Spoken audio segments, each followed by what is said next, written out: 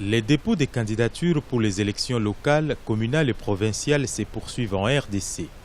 Les candidats pour ces élections d'octobre ont jusqu'au 5 mai pour déposer leur dossier. Si les principes de l'organisation de ces élections semblent acquis, beaucoup d'autres questions divisent encore la classe politique.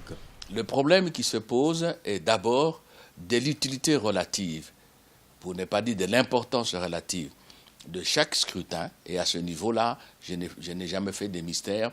Je pense qu'aujourd'hui, les élections locales, communales et urbaines ne peuvent pas être une priorité. Il faut les différer, il faut les reporter pour mieux les préparer, pour qu'elles soient utiles à la gouvernance du pays. Pour la Commission électorale nationale indépendante, la machine électorale est déjà en marche.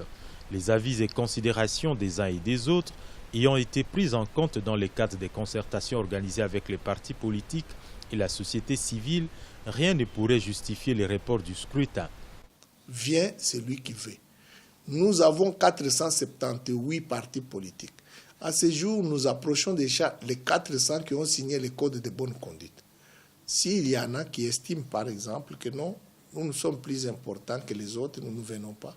C'est leur appréciation. Du côté de l'opposition, des divergences persistent encore. La question de la caution financière des candidats pour la participation aux différents scrutins fait partie des points qui divisent. Le pouvoir aujourd'hui fait tout pour éliminer l'opposition dans la course, en élevant par exemple la caution pour les élections à tous les niveaux. On veut faire de notre démocratie une démocratie des bourgeois. Les élections locales, communales et provinciales se tiendront au mois d'octobre prochain. Leur tenue sera un réel test pour les législatives et présidentielles à venir.